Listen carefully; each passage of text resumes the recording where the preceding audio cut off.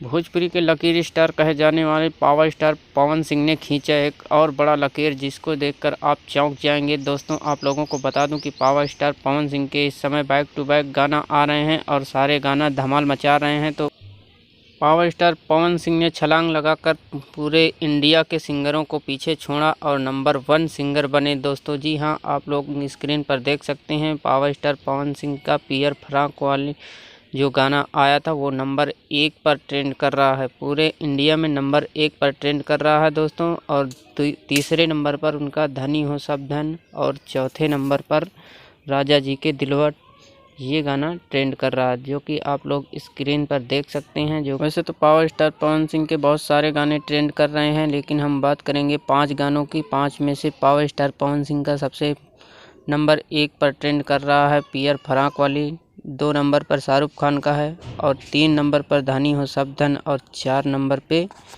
राजा जी के दिलवा टूट गए। दोस्तों, ये एक भोजपुरी में पहली बार ऐसा रिकॉर्ड बना है जो कि किसी ने नहीं बनाया आज तक, और किसी ने बनाया है तो है पावर स्टार पवन सिंह।